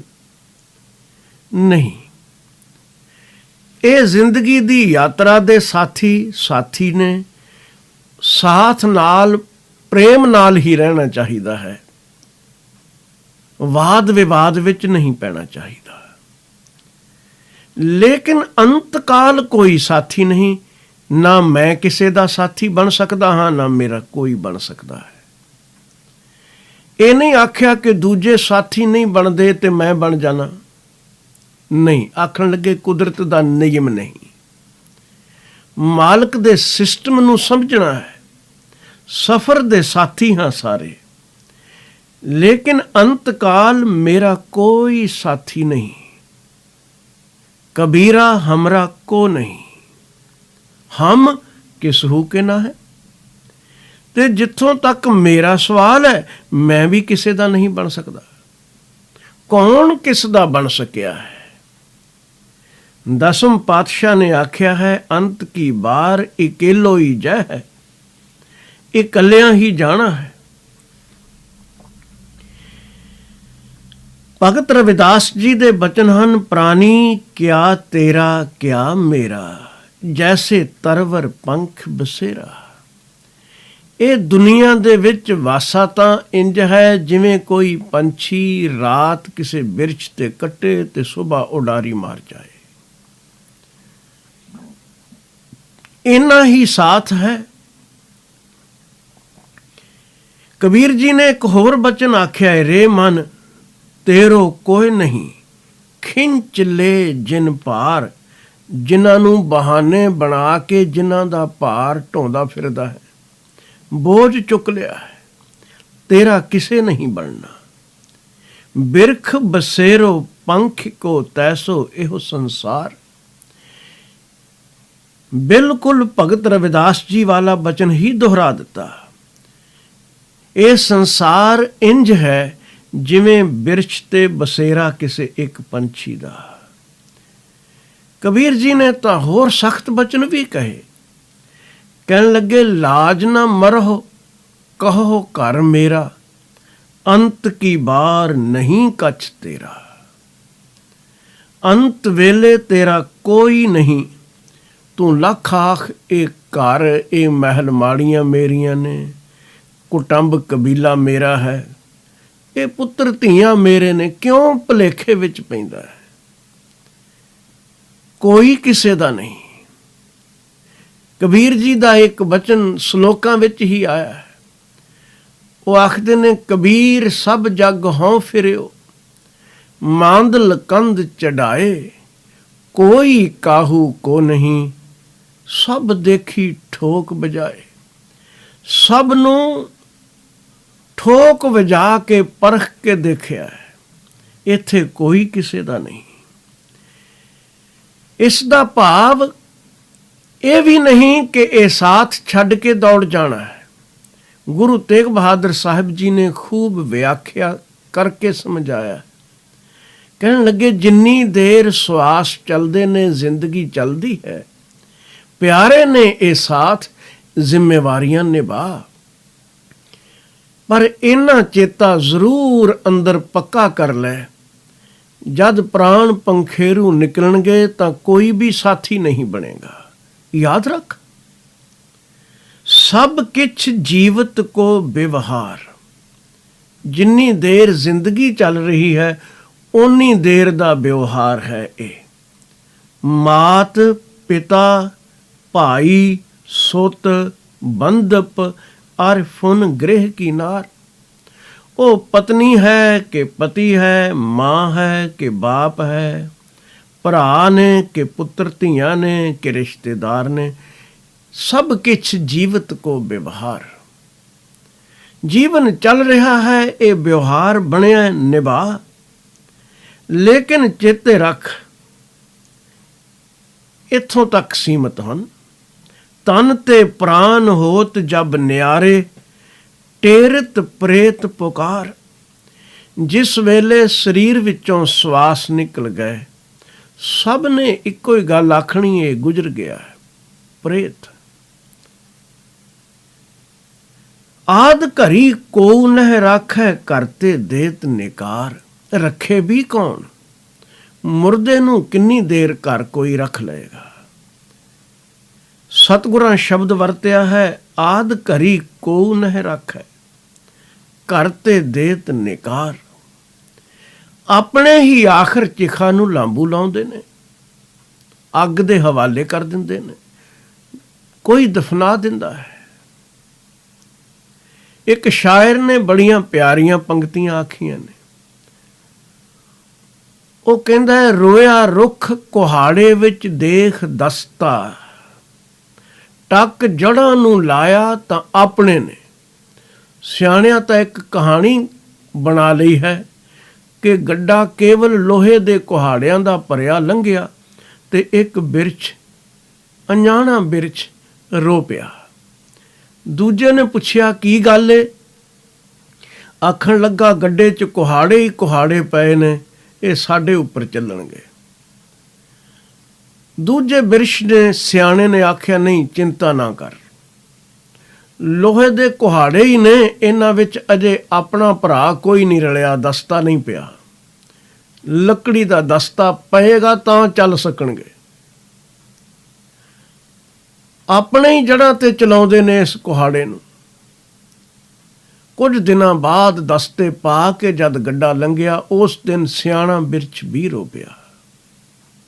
ਕਹਾਣੀ ਹੈ ਪਰ ਅਰਥਪੂਰਨ ਹੈ। ਇਹ ਦੁਨੀਆ ਦੀ ਕੁਝ ਰੀਤੀ ਅਜਿਹੀ ਹੈ ਕਿ ਹੁਣ ਇਹ ਕੁਹਾੜੇ ਚੱਲਣ ਦੇ ਸਮਰੱਥ ਹੋ ਗਏ। ਰੋਇਆ ਰੁੱਖ ਕੁਹਾੜੇ ਵਿੱਚ ਵੇਖ ਦਸਤਾ, ਟੱਕ ਜੜ੍ਹਾਂ ਨੂੰ ਲਾਇਆ ਤਾਂ ਆਪਣੇ ਨੇ। ਮੁਰਦਾ ਰੋ ਪਿਆ ਦਗੇ ਦੀ ਦੇਖ ਦੁਨੀਆ, ਲਾਂਬੂ ਚਿਖਾ ਨੂੰ ਲਾਇਆ ਤਾਂ ਆਪਣੇ ਨੇ। ਪਰ ਇਹ ਜ਼ਰੂਰੀ ਵੀ ਹੈ, ਲਾਜ਼ਮੀ ਹੈ, ਲਾਉਣਾ ਹੀ ਪਵੇਗਾ। ਸਤਿਗੁਰੂ ਕਹਿੰਦੇ ਨੇ, ਆਦ ਘਰੀ ਕੋਉ ਨਹਿ ਰਾਖੈ, ਕਰਤੇ ਦੇਤ ਨਿਕਾਰ। ਮ੍ਰਿਗ ਤ੍ਰਿਸ਼ਨਾ ਜਿਉ ਜਗ ਰਚਨਾ, ਯਹ ਦੇਖੋ ਹਿਰਦੈ ਵਿਚਾਰ। ਕਹੋ ਨਾਨਕ ਭਜ ਰਾਮ ਨਾਮ ਨਿਤ, ਜਾਤੇ ਹੋਤ ਉਦਾਰ। ਮ੍ਰਿਗ ਤ੍ਰਿਸ਼ਨਾ ਵਾਲੀ ਖੇਡ ਹੈ, ਜੋ ਰੇਤ ਨੂੰ ਪਾਣੀ ਸਮਝ ਕੇ ਦੌੜੇ ਤੇ ਹੋਰ ਅੱਗੇ ਜਾਵਾਂ ਤਾਂ ਪਾਣੀ ਮਿਲੇਗਾ। ਮਨੁੱਖ ਸੋਚਦਾ ਹੈ ਹੋਰ ਦੌੜ ਲਾਵਾਂ ਤਾਂ ਤ੍ਰਿਪਤ ਹੋ ਜਾਵਾਂਗਾ, ਪਰ ਐਸਾ ਹੁੰਦਾ ਨਹੀਂ। ਇਸ ਦੁਨੀਆ ਵਿੱਚ ਕੋਈ ਕਿਸੇ ਦਾ ਨਹੀਂ, ਕੇਵਲ ਸਫ਼ਰ ਦੇ ਸਾਥੀ ਹਨ। ਜੇ ਅਗਾਂਹ ਸਾਥੀ ਬਣ ਸਕਦਾ ਹੈ ਤਾਂ ਉਹ ਹੈ ਇੱਕ ਪ੍ਰਭੂ। ਇਸ ਲਈ ਸੁਰਤ ਉਸੇ ਪਾਸੇ ਹੀ ਲੱਗਣੀ ਚਾਹੀਦੀ ਹੈ। ਗੁਰੂ ਅਰਜਨ ਦੇਵ ਮਹਾਰਾਜ ਜੀ ਨੇ ਵੀ ਕਬੀਰ ਸਾਹਿਬ ਜੀ ਵਾਲਾ ਹੀ ਖਿਆਲ ਦਿੱਤਾ ਹੈ।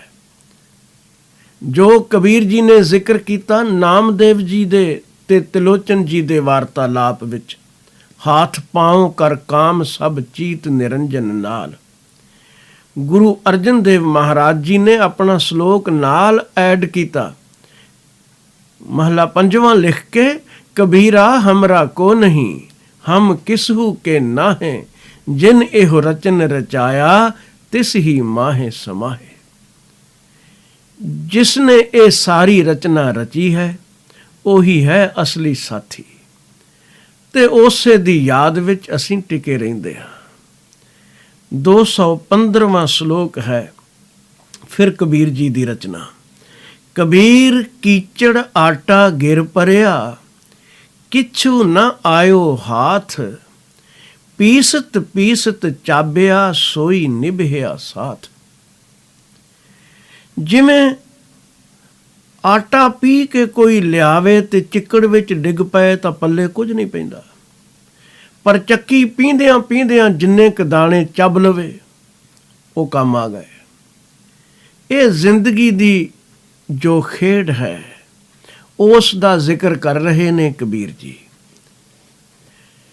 ਕਿ ਇਹ ਉਮਰ ਬੀਤਦੀ ਜਾ ਰਹੀ ਹੈ, ਇਸ ਆਟੇ ਨੂੰ ਚਿੱਕੜ ਵਿੱਚ ਨਾ ਸੁੱਟ ਲਈ। ਪੀਸ ਹਰ ਵੇਲੇ ਰਿਹਾ ਹੈ, ਆਟਾ ਪੀਸਿਆ ਜਾ ਰਿਹਾ ਹੈ, ਕੁਝ ਚੱਬ ਵੀ ਲੈ, ਤੇਰੀ ਖੁਰਾਕ ਵੀ ਬਣ ਸਕੇ, ਜਿਹੜੀ ਕੰਮ ਆਏ। ਦੁਨੀਆ ਵਿੱਚ ਕੇਵਲ ਕਮਾਈ ਕਰਦਿਆਂ ਹੀ ਮਰ ਜਾਣਾ ਤਾਂ ਕੋਈ ਜ਼ਿੰਦਗੀ ਨਹੀਂ, ਕਿ ਦੌਲਤ ਹੀ ਇਕੱਠੀ ਕਰਦੇ ਰਹਿਣਾ ਹੈ, ਆਖਰ ਚਿੱਕੜ ਵਿੱਚ ਸੁੱਟ ਕੇ ਤੁਰਦੇ ਹੋਣਾ ਹੈ। ਸਿਆਣੇ ਲੋਕ ਆਖਿਆ ਕਰਦੇ ਸਨ, ਦਮੜਾ ਉਸੀ ਕਾ ਜੋ ਖਰਚੇ ਔ ਖਾਏ। ਜਾਣ ਵੇਲੇ ਕੰਗਾਲ ਹੈ, ਜੋ ਇਕੱਠਾ ਕੀਤਾ ਹੈ ਉਹ ਚਿੱਕੜ ਵਿੱਚ ਡਿੱਗ ਪਿਆ, ਤੇਰੇ ਲਈ ਚਿੱਕੜ ਵਿੱਚ ਹੀ ਡਿੱਗ ਪਿਆ, ਨਾਲ ਤਾਂ ਗਿਆ ਨਹੀਂ। ਪੀਸਿਆ ਬੜਾ ਸੀ, ਬੜੀ ਮਿਹਨਤ ਕੀਤੀ, ਚੱਕੀ ਝੋਣੀ ਕੋਈ ਖੇਲ ਥੋੜੀ ਹੈ। ਚੱਕੀ ਚਲਾਉਣੀ ਤਾਕਤ ਲੱਗਦੀ ਹੈ, ਸਮਾਂ ਲੱਗਦਾ ਹੈ।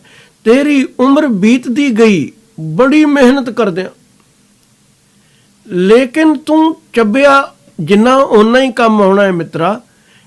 ਇਹ ਦੌਲਤ ਚੰਗੇ ਅਰਥ ਲਾ ਲਈ ਕੰਮ ਆ ਗਈ, ਨੇਕੀ ਤੇ ਖਰਚ ਲਈ ਕੰਮ ਆ ਗਈ। ਇਸੇ ਤਰ੍ਹਾਂ ਜਿਹੜੇ ਸਵਾਸ ਤੂੰ ਪੀ ਰਹੇ ਹਾਂ ਜ਼ਿੰਦਗੀ ਨੂੰ, ਰੱਬ ਦੇ ਭਜਨ ਵੱਲ ਲਾ ਲੈ, ਉਹ ਵੀ ਤੂੰ ਅਰਥ ਲਗਾ ਲੈ, ਕੰਮ ਆ ਗਏ। ਤੇ ਜੇ ਬੇਈਮਾਨੀਆਂ ਕਰਕੇ ਦੌਲਤ ਹੀ ਇਕੱਠੀ ਕਰਦਾ ਰਹੋ, ਫਰੇਬ ਕਰਦਾ ਰਹੋ, ਕੁਝ ਪਲ ਬੈਠ ਕੇ ਭਜਨ ਕਰ ਲਿਆ ਤੇ ਸਾਰਾ ਦਿਨ ਮੁੜ ਕੇ ਵਿਕਾਰਾਂ ਵਿੱਚ ਹੀ ਲੰਘਾ ਦਿੱਤਾ, ਤਾਂ ਪੀਸਿਆ ਆਟਾ ਤੇਰਾ ਚਿੱਕੜ ਵਿੱਚ ਡਿੱਗ ਪਿਆ ਹੈ। ਕਬੀਰ ਜੀ ਨੇ ਬਚਨ ਲਿਖੇ ਨੇ, ਉਹ ਕਹਿੰਦੇ ਨੇ, ਬਹੁ ਪਰਪੰਚ ਕਰ ਪਰ ਧਨ ਲਿਆਵੈ, ਸੁਤ ਦਾਰਾ ਪਹਿ ਆਨ ਲੁਟਾਵੇ।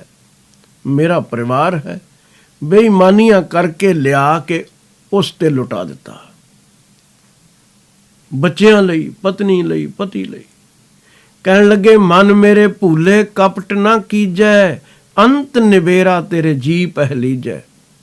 ਅੰਤ ਕਾਲ ਤੂੰ ਇਕੱਲਿਆਂ ਜਾਣਾ ਹੈ, ਲੇਖਾ ਤੇਰੀ ਜਿੰਦ ਤੋਂ ਪੁੱਛ ਹੋਣਾ ਹੈ ਮਿੱਤਰਾ, ਕਿਸੇ ਨੇ ਕੰਮ ਨਹੀਂ ਆਉਣਾ। ਪੀਸਤ ਪੀਸਤ ਚਾਬਿਆ ਸੋਈ ਨਿਭਿਆ ਸਾਥ। ਕੁਝ ਦਾਨ ਪੁੰਨ ਕਰ ਲਵੇਂ, ਜਿਨ੍ਹਾਂ ਨੇਕੀ ਦੇ ਪਾਸੇ ਸਮਾਂ ਲਾ ਲਿਆ ਉਹ ਸਹੀ ਅਰਥਾਂ ਵਿੱਚ ਤੇਰੇ ਕੰਮ ਦਾ ਹੋ ਗਿਆ, ਬਾਕੀ ਜ਼ਿੰਦਗੀ ਬੇਕਾਰ। ਜਿਹੜੀ ਦੌਲਤ ਨੇਕੀ ਨਾਲ ਕਮਾਈ, ਚੰਗੇ ਕੰਮਾਂ ਤੇ ਖਰਚੀ, ਉਹ ਤੇਰੇ ਕੰਮ ਆਈ, ਕਿਉਂਕਿ ਉਹ ਕਰਮ ਤੇਰੇ ਮਦਦਗਾਰ ਬਣ ਜਾਣੇ ਨੇ। ਬਾਕੀ ਚਿੱਕੜ ਵਿੱਚ ਸੁੱਟਣ ਵਾਲੀ ਕਹਾਣੀ ਹੈ। ਕਬੀਰ ਮਨ ਜਾਣੈ ਸਭ ਬਾਤ, ਜਾਣਤ ਹੀ ਔਗਨ ਕਰੈ। ਕਾਹੇ ਕੀ ਕੁਸ਼ਲਾਤ, ਹਾਥ ਦੀਪ ਕੂਏ ਪਰੈ। ਇਹ ਕਿੱਥੋਂ ਦੀ ਕੁਸ਼ਲਤਾ, ਕੁਸ਼ਲਾਤ, ਸੁੱਖ ਹੈ ਕਿ ਹੱਥ ਵਿੱਚ ਹੋਵੇ ਦੀਵਾ ਤੇ ਡਿੱਗ ਪਵੇ ਬੰਦਾ ਖੂਹ ਵਿੱਚ। ਤੂੰ ਧਰਮ ਸਥਾਨ ਤੇ ਵੀ ਰੋਜ਼ ਆਖੇ ਮੈਂ ਜਾਂਦਾ ਹਾਂ, ਕਥਾ ਕੀਰਤਨ ਵੀ ਕਰਦਾ ਹਾਂ ਕਿ ਸੁਣਦਾ ਹਾਂ, ਮੈਂ ਨਿਤਨੇਮ ਵੀ ਕਰਦਾ ਹਾਂ, ਉਪਦੇਸ਼ ਤੈਨੂੰ ਕੁਝ ਹੋਰ ਦਿੱਤਾ ਜਾ ਰਿਹਾ ਹੈ। ਮਨ ਨੂੰ ਪਤਾ ਵੀ ਹੈ ਕਿ ਹੁਣ ਜੋ ਕਰਨ ਲੱਗਾ ਹੈ ਇਹ ਠੀਕ ਨਹੀਂ, ਕਿਸੇ ਦਾ ਹੱਕ ਮਾਰਾਂਗਾ ਇਹ ਪਾਪ ਹੈ, ਕਿਸ ਨੂੰ ਨਹੀਂ ਪਤਾ। ਪਰ ਜਾਣਦਾ ਹੋਇਆ ਵੀ ਜਾਣ ਬੁੱਝ ਕੇ ਇਹ ਪਾਪ ਕਰੀ ਜਾਂਦਾ ਹੈ। ਹੱਥ ਵਿੱਚ ਦੀਵਾ ਤੇਰੇ ਤੇ ਡਿੱਗਦਾ ਹੈ ਫਿਰ ਵਿਕਾਰਾਂ ਦੇ ਖੂਹ ਖਾਤੇ ਵਿੱਚ। ਇਹ ਤਾਂ ਕੋਈ ਸਿਆਣਪ ਨਹੀਂ, ਨਾ ਇਸ ਵਿੱਚੋਂ ਸੁੱਖ ਮਿਲਣਾ ਹੈ। ਬਾਰ-ਬਾਰ ਤਾਕੀਦਾਂ ਕੀਤੀਆਂ ਨੇ। ਸਤਿਗੁਰੂ ਜੀ ਨੇ ਵੀ ਬਿਲਕੁਲ ਇਹੀ ਖਿਆਲ ਦਿੱਤਾ ਹੈ, ਹਾਥ ਦੀਪ ਕੂਏ ਪਰੇ ਵਾਲਾ ਹੀ। ਗੁਰੂ ਤੇਗ ਬਹਾਦਰ ਸਾਹਿਬ ਜੀ ਕਹਿੰਦੇ ਨੇ, ਹਰ ਜਸ ਰੇ ਮਨਾ ਗਾਇ ਲੈ, ਜੋ ਸੰਗੀ ਹੈ ਤੇਰੋ, ਔਸਰ ਬੀਤਿਓ ਜਾਤ ਹੈ, ਕਹਿਓ ਮਾਨ ਲੈ ਮੇਰੋ। ਸੰਪਤ ਰਥ ਧਨ ਰਾਜ ਸਿਉ, ਅਤ ਨੇਹ ਲਗਾਇਓ, ਕਾਲ ਫਾਸ ਜਬ ਗਲ ਪਰੀ, ਸਭ ਭਇਓ ਪਰਾਇਓ, ਜਾਨ ਬੂਝ ਕੇ ਬਾਵਰੇ ਤੈਂ ਕਾਜ ਬਿਗਾਰਿਓ। ਜਾਣ ਬੁੱਝ ਕੇ, ਇੱਕ ਨੂੰ ਪਤਾ ਨਾ ਹੋਵੇ ਗੱਲ ਹੋਰ ਹੈ, ਪਰ ਕੌਣ ਇਤਨਾ ਅਣਜਾਣ ਹੈ ਕਿ ਜਿਨ੍ਹਾਂ ਲਈ ਪਾਪ ਕਰਦੇ ਹਾਂ ਕਿਸੇ ਮਦਦਗਾਰ ਨਹੀਂ ਬਣਨਾ। ਕਿਸ ਨੂੰ ਨਹੀਂ ਪਤਾ, ਪਰ ਦੀਵਾ ਹੱਥ ਵਿੱਚ ਲੈ ਕੇ ਵੀ ਡਿੱਗਦੇ ਫਿਰ ਖੂਹ ਵਿੱਚ। ਜਾਨ ਬੂਝ ਕੇ ਬਾਵਰੇ ਤੈਂ ਕਾਜ ਬਿਗਾਰਿਓ, ਪਾਪ ਕਰਤ ਸੁਖਚਿਓ ਨਹੀਂ, ਨਹਿ ਗਰਭ ਨਿਵਾਰਿਓ। ਨਾ ਪਾਪ ਕਰਨ ਤੋਂ ਸੰਕੋਚ ਕੀਤਾ, ਨਾ ਹੰਕਾਰ ਹੀ ਛੱਡਿਆ।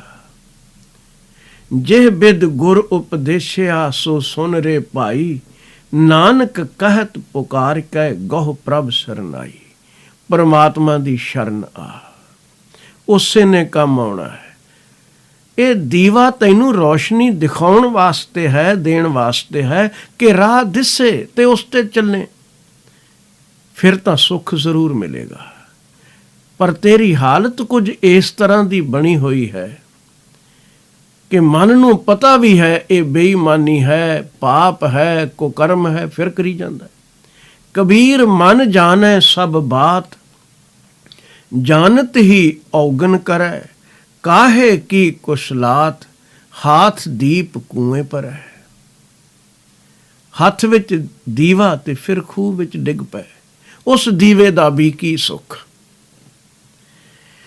ਇਸ ਤੋਂ ਅਗਲਾ ਸ਼ਲੋਕ ਹੈ, ਕਬੀਰ ਲਾਗੀ ਪ੍ਰੀਤ ਸੁਜਾਨ ਸਿਉ, ਵਰਜੈ ਲੋਗ ਅਜਾਨ, ਤਾਸਿਉ ਟੂਟੀ ਕਿਉਂ ਬਨੈ, ਜਾ ਕੇ ਜੀ ਪ੍ਰਾਨ। ਘਟ ਘਟ ਦੇ ਜਾਣਨਹਾਰ ਸੁਜਾਨ ਨਾਲ ਪ੍ਰੀਤ ਤਾਂ ਬਣ ਗਈ। ਕਮਾਲ ਦੀ ਗੱਲ ਹੈ, ਦੋ ਤਰ੍ਹਾਂ ਦੇ ਲੋਕ ਵਰਜਣ ਲਈ ਆਉਂਦੇ ਨੇ, ਪਰ ਦੋਹਾਂ ਵਿੱਚ ਇੱਕ ਗੱਲ ਦੀ ਸਾਂਝ ਹੈ। ਪ੍ਰੀਤ ਵਿੱਚ ਲੱਗਾ ਵਿਅਕਤੀ ਪ੍ਰਭੂ ਜਸ ਵੱਲ ਧਿਆਨ ਵਧੇਰੇ ਦੇਵੇਗਾ, ਨੇਕੀ ਦੇ ਕੰਮਾਂ ਵੱਲ ਵਧੇਰੇ ਦੇਵੇਗਾ। ਰੋਕਣ ਲਈ ਦੋ ਤਰ੍ਹਾਂ ਦੇ ਲੋਕ ਆਉਂਦੇ ਨੇ। ਇੱਕ, ਜਿਨ੍ਹਾਂ ਨੂੰ ਇਹ ਆਪਣੇ ਆਖਦਾ ਹੈ।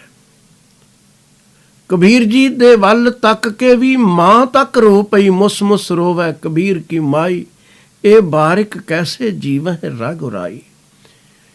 ਉਹ ਕਿਰਤ ਕਰਦੇ ਨੇ, ਪਰ ਮਾਂ ਸੋਚਦੀ ਹੈ ਜਿੰਨੀ ਕਰਨੀ ਚਾਹੀਦੀ ਹੈ ਓਨੀ ਨਹੀਂ। ਬੁਨਨਾ ਤਨਨਾ ਸਭ ਤਜਿਓ ਹੈ ਕਬੀਰ, ਹਰ ਕਾ ਨਾਮ ਲਿਖ ਲਿਓ ਸਰੀਰ। ਪਰਿਵਾਰ ਦੇ ਜੀ ਉਲਾਂਭਾ ਦਿੰਦੇ ਨੇ ਕਿ ਇਹ ਕੀ ਹੋ ਰਿਹਾ ਹੈ। ਇੱਕ ਦੋਏ ਮੰਦਰ, ਇੱਕ ਦੋਏ ਬਾਟ, ਹਮਕੋ ਸਾਥਰ ਉਨਕੋ ਖਾਟ। ਦੋ ਆ ਰਹੇ ਨੇ, ਦੋ ਜਾ ਰਹੇ ਨੇ, ਸਾਨੂੰ ਆਖ ਦਿਓ ਸਥਰਾਂ ਤੇ ਸੌਂ ਕੇ ਗੁਜ਼ਾਰਾ ਕਰ ਲਓ, ਤੇ ਚਾਰ ਪਾਈਆਂ ਮੰਜੀਆਂ ਉਹਨਾਂ ਵਾਸਤੇ। ਮੂੰਡ ਪਲੋਸ ਕਮਰ ਬੱਧ ਪੋਥੀ, ਹਮਕੋ ਚਾਬਨ ਉਨਕੋ ਰੋਟੀ। ਭੋਜਨ ਚੰਗਾ ਉਹਨਾਂ ਲਈ ਤਿਆਰ ਕਰਵਾਉਂਦੇ, ਉਹ ਸਾਨੂੰ ਆਖ ਦਿਓ ਚਬੂਣਾ ਚੱਬ ਕੇ ਗੁਜ਼ਾਰਾ ਕਰ ਲਓ। ਘਰ ਦੇ ਜੀ ਵੀ ਰੋਕਦੇ ਹਨ ਜਿਨ੍ਹਾਂ ਨੂੰ ਆਪਣੇ ਆਖਿਆ ਜਾਂਦਾ ਹੈ, ਪਰ ਰੋਕਣ ਦੇ ਪਿੱਛੇ ਉਹਨਾਂ ਦੇ ਅਗਿਆਨਤਾ ਹੈ, ਅਣਜਾਣਪੁਣਾ ਹੈ। ਕੁਝ ਲੋਕ ਉਹ ਵੀ ਨੇ ਕਿ ਜਿਨ੍ਹਾਂ ਪਾਸੋਂ ਕਿਉਂਕਿ ਭਗਤੀ ਦਾ ਪ੍ਰਤਾਪ ਹੋਣਾ, ਈਰਖਾਵਾਦੀਆਂ ਤੋਂ ਬਰਦਾਸ਼ਤ ਨਹੀਂ ਕੀਤਾ ਜਾਣਾ। ਉਹ ਵੀ ਵਿਰੋਧ ਕਰਦੇ ਨੇ, ਪਰ ਹੈਨ ਉਹ ਵੀ ਅਣਜਾਣ। ਜੇ ਸੱਚ ਨੂੰ ਜਾਣਨ ਵਾਲੇ ਹੋਣ ਤਾਂ ਉਹ ਵਿਰੋਧ ਨਾ ਕਰਨ। ਘਰ ਦੇ ਜੀਆਂ ਨੂੰ ਖਿਆਲ ਹੈ ਕਿ ਹਰ ਵੇਲੇ ਭਗਤੀ ਭਗਤੀ ਭਗਤੀ। ਇਹ ਵੀ ਕੀ ਹੋਇਆ, ਇੰਨਾ ਸਮਾਂ ਕੰਮ ਨੂੰ ਲਾਵੇ, ਚਾਰ ਛਿੱਲੜ ਕਮਾ ਕੇ ਲਿਆਵੇ। ਇਹ ਆਮ ਲੋਕਾਂ ਦੀ ਹੀ ਗੱਲ ਨਹੀਂ, ਗੁਰੂ ਨਾਨਕ ਦੇਵ ਮਹਾਰਾਜ ਜੀ ਦਾ ਇਤਿਹਾਸ ਵੀ ਇਸ ਗੱਲ ਦੀ ਖਬਰ ਦਿੰਦਾ ਹੈ ਕਿ ਮਾਤਾ ਸੁਲੱਖਣੀ ਜੀ ਦੇ ਮਾਤਾ ਜੀ ਗੁਰੂ ਨਾਨਕ ਦੇਵ ਮਹਾਰਾਜ ਦੀ ਸੱਸ ਚੰਦੋ ਰਾਣੀ ਬੇਬੇ ਨਾਨਕੀ ਨੂੰ 50 ਉਲਾਮੇ ਦਿੰਦੀ ਏ ਕਿ ਤੇਰਾ ਵੀਰ ਕਿਹੋ ਜਿਹਾ ਹੈ। ਅਸੀਂ ਸੋਚਦੇ ਸਾਂ ਕਿ ਇਹ ਕਮਾਊ ਹੋਵੇਗਾ, ਪਰ ਇਹ ਕਮਾਊ ਬਿਲਕੁਲ ਨਹੀਂ। ਹਾਲਾਂਕਿ ਸਤਿਗੁਰੂ ਮੋਦੀਖਾਨਾ ਕਰਦੇ ਰਹੇ, ਉਸ ਵਿੱਚ ਵਾਧਾ ਨਿਕਲਿਆ ਸੀ, ਘਾਟਾ ਨਹੀਂ। ਲੇਕਿਨ ਜੋ ਚੰਦੋ ਰਾਣੀ ਨੇ ਜਾ ਕੇ ਬੇਬੇ ਨਾਨਕੀ ਨੂੰ ਆਖਿਆ, ਉਹ ਕਮਾਲ ਦੀਆਂ ਗੱਲਾਂ ਸਨ। ਮੈਂ ਇੱਕ ਕਵਿਤਾ ਵਿੱਚ ਵੀ ਉਸ ਦਾ ਜ਼ਿਕਰ ਕੀਤਾ ਹੈ, ਕੁਝ ਪੰਕਤੀਆਂ ਸਾਂਝੀਆਂ ਕਰਾਂ। ਚੰਦੋ ਰਾਣੀ ਜੀ ਕਹਿ ਰਹੇ ਨੇ ਕਿ ਜਿਹਨੂੰ ਤੁਸੀਂ ਦਿੰਦੇ ਹੋ ਖਿਤਾਬ ਭਗਵਾਨ ਦਾ, ਉਸ ਨੂੰ ਤਾਂ ਚੱਜ ਨਹੀਂ ਉਹ ਮੱਝਾਂ ਵੀ ਚਰਾਣ ਦਾ। ਸੁਣਿਆ ਹੈ ਕਿ ਸੁੱਤਾ ਆਪ ਘੇਸਲਾਂ ਮਾਰ ਕੇ, ਤੇ ਮੱਝਾਂ ਖੇਤ ਰੱਖਤਾ ਕਿਸਾਨ ਦਾ ਉਜਾੜ ਕੇ। ਸੱਚ ਹੈ ਕਿ ਬਾਪ ਕਰੇ ਕੰਮ ਪਟਵਾਰ ਦਾ, ਪਰ ਇਸ ਨੂੰ ਤੇ ਵੱਲ ਨਹੀਂ ਉਹ ਧੇਲੇ ਦੇ ਵਪਾਰ ਦਾ। ਬਾਪ ਦੀ ਕਮਾਈ ਚੋਂ ਰੁਪਈਏ 20 ਲੈ ਗਿਆ, ਵਾਹੋ ਦਾ ਹੀ ਰਾਹ ਚੂੜ ਕਾਣੇ ਦੇ ਪੈ ਗਿਆ। ਨਾਨਕੀਏ ਅਕਲੋਂ ਬਗੈਰ ਕਦੋਂ ਹੋਂਦੇ ਵਪਾਰ ਨੇ, ਬਾਪ ਦੀਆਂ ਕਮਾਈਆਂ ਇਹਨੇ ਛੱਡੀਆਂ ਉਜਾੜ ਨੇ। ਸੁਣਿਆ ਏ ਮਹਿਤਾ ਜੀ ਚਪੇੜਾਂ ਵੀ ਟਿਕਾਈਆਂ ਨੇ, ਕੁੱਟ ਖਾ ਕੇ ਵੀ ਤਾਂ ਇਹਨੂੰ ਅਕਲਾਂ ਨਾ ਆਈਆਂ ਨੇ। ਕੁੱਟ ਖਾ ਕੇ ਵੀ ਤਾਂ ਇਹਨੂੰ ਅਕਲਾਂ ਨਾ ਆਈਆਂ ਨੇ। ਕਹਿ ਕਹਾ ਕੇ ਤੁਸੀਂ ਮੋਦੀ ਖਾਨੇ ਚ ਲਵਾ ਦਿੱਤਾ, ਉੱਥੇ ਵੀ ਚੰਦ ਕਹਿੰਦੇ ਹੋਰ ਹੀ ਚੜਾ ਦਿੱਤਾ। ਲੋਕ 13-14 ਕਹਿਣ, ਇਹ 13 ਤੇ ਹੀ ਰੁਕ ਗਿਆ। ਪੜ੍ਹਾਈਆਂ ਲਿਖਾਈਆਂ ਦਾ ਹਿਸਾਬ ਸਾਰਾ ਮੁੱਕ ਗਿਆ। ਜੇ ਆਉਂਦੀ ਅਗਾਂਹ ਗਿਣਤੀ ਤਾਂ ਇੱਦਾਂ ਕਿਉਂ ਕਰਦਾ, ਮੋਦੀ ਖਾਨੇ ਵਾਲਾ ਨਾ ਇਹ ਝੁੱਗਾ ਚੌੜ ਕਰਦਾ। ਚੰਦੋ ਰਾਣੀ ਦੀ ਆਪਣੀ ਅੱਖ ਹੈ ਦੇਖਣ ਵਾਲੀ। ਹਾਲਾਂਕਿ ਝੁੱਗਾ ਚੌੜ ਹੋਇਆ ਨਹੀਂ, ਹਰ ਹਿਸਾਬ ਵਿੱਚ ਵਾਧਾ ਨਿਕਲਿਆ ਸੀ। ਪਰ ਅਜਾਣ ਲੋਕ ਆਪਣੇ ਢੰਗ ਨਾਲ ਦੇਖਦੇ ਹਨ ਤੇ ਰੋਕਦੇ ਹਨ ਕਿ ਇਹ ਇਸ ਪਾਸਿਓਂ ਰੁਕੇ ਤੇ ਜਿੱਧਰ ਦੁਨੀਆ ਦੌੜ ਰਹੀ ਹੈ ਉਧਰ ਨੂੰ ਦੌੜੇ। ਭਗਤ ਦਾ ਮਾਰਗ ਹੋਰ ਹੈ। ਉਹ ਕਿਰਤ ਜ਼ਰੂਰ ਕਰਦਾ ਹੈ, ਪਰ ਕਿਰਤ ਵਿੱਚ ਬੇਈਮਾਨੀ ਨਾਲ ਧਨ ਕਮਾਉਣ ਦਾ ਯਤਨ ਨਹੀਂ ਕਰਦਾ। ਪਰ ਅਣਜਾਣ ਲੋਕ, ਅਗਿਆਨੀ ਲੋਕ ਉਸ ਮਾਲਕ ਦੀ ਪ੍ਰੀਤ ਨਾਲੋਂ ਤੋੜਨ ਲਈ ਕਈ ਪ੍ਰਕਾਰ ਦੀਆਂ ਗੱਲਾਂ ਕਰਦੇ ਹਨ। ਕਬੀਰ ਜੀ ਕਹਿੰਦੇ ਨੇ, ਕਬੀਰ ਲਾਗੀ ਪ੍ਰੀਤ ਸੁਜਾਨ ਸਿਓ, ਵਰਜੈ ਲੋਗ ਅਜਾਨ, ਤਾਸਿਓ ਟੂਟੀ ਕਿਉਂ ਬਨੇ, ਜਾ ਕੇ ਜੀ ਪ੍ਰਾਨ। ਜਿਸ ਨੇ ਜਿੰਦ ਦਿੱਤੀ ਏ ਪ੍ਰਾਣ ਬਖਸ਼ੇ ਨੇ, ਜ਼ਿੰਦਗੀ ਦੀ ਦਾਤ ਜਿਸ ਨੇ ਦਿੱਤੀ ਹੈ ਮੈਨੂੰ, ਉਸ ਨਾਲੋਂ ਵਿਛੜ ਜਾਣਾ ਕਿਸੇ ਵੀ ਹਾਲਤ ਵਿੱਚ ਚੰਗਾ ਨਹੀਂ, ਸੌਖਾ ਨਹੀਂ। ਮੈਨੂੰ ਅਹਿਸਾਸ ਹੈ ਲੋਕ ਰੋਕਦੇ ਨੇ ਕਿਉਂਕਿ ਅਗਿਆਨੀ ਨੇ, ਬੇਸਮਝ ਨੇ, ਇਹਨਾਂ ਨੂੰ ਪਤਾ ਨਹੀਂ। ਮਹਿਲ ਮਾੜੀਆਂ ਹੋਰ ਵੱਡੀਆਂ ਵੀ ਬਣਾ ਲਵਾਂਗਾ ਤਾਂ ਕੀ ਹੋਵੇਗਾ। ਕਬੀਰ ਜੀ ਨੇ 218ਵੇਂ ਸ਼ਲੋਕ ਦੀ ਰਚਨਾ ਕੀਤੀ। ਕਬੀਰ ਕੋਠੇ ਮੰਡਪ ਹੇਤ ਕਰ, ਕਾਹੇ ਮਰਹੁ ਸਵਾਰ, ਕਾਰਜ 3.5 ਹੱਥ ਕਨੀ ਤਾਂ ਪੌਣੇ 4। ਵੱਡੇ ਮਹਿਲ ਹੋਣਗੇ ਤਾਂ ਕੀ ਹੋਵੇਗਾ, ਕੋਈ ਫਰਕ ਪੈਣ ਵਾਲਾ ਨਹੀਂ। ਮਹਿਲ ਮਾੜੀਆਂ ਸ਼ੌਕ ਨਾਲ ਸਜਾ ਫਬਾ ਕੇ ਕਿਉਂ ਆਤਮਕ ਮੌਤੇ ਕਿਉਂ ਮਰ ਰਹੇ ਹੋ, ਉਸ ਦਾ ਵੀ ਖਿਆਲ ਰੱਖੋ। ਤੁਹਾਡੀ ਲੋੜ ਤਾਂ 3.5 ਹੱਥ ਜ਼ਮੀਨ ਨਾਲ ਪੂਰੀ ਹੋ ਜਾਂਦੀ ਹੈ। ਆਰਾਮ ਕਰਨ ਲਈ ਲੇਟਣਾ, ਸੌਣ ਵੇਲੇ ਕੱਦ ਮੁਤਾਬਕ ਜ਼ਮੀਨ ਚਾਹੀਦੀ ਹੈ। ਵੱਡਾ ਕੱਦ ਹੋਵੇਗਾ 4.25 ਹੱਥ ਸਹੀ, ਕਨੀ ਤਾਂ 4.25। ਮਹਿਲ ਮਾੜੀਆਂ ਖੜੀਆਂ ਕਰਕੇ, ਬੇਈਮਾਨੀ ਨਾਲ ਖੜੀਆਂ ਕਰਕੇ ਕੋਈ ਪ੍ਰਾਪਤੀ ਨਹੀਂ। ਕਬੀਰ ਜੀ ਕਬਰ ਦੀ ਚਰਚਾ ਨਹੀਂ ਕਰ ਰਹੇ ਕਿਉਂਕਿ ਉਹ ਦਫਨਾਉਣ ਵਾਲੇ ਲੋਕਾਂ ਵਿੱਚੋਂ ਨਹੀਂ ਸਨ, ਜਲਾਉਣ ਵਾਲਿਆਂ ਵਿੱਚੋਂ ਸਨ।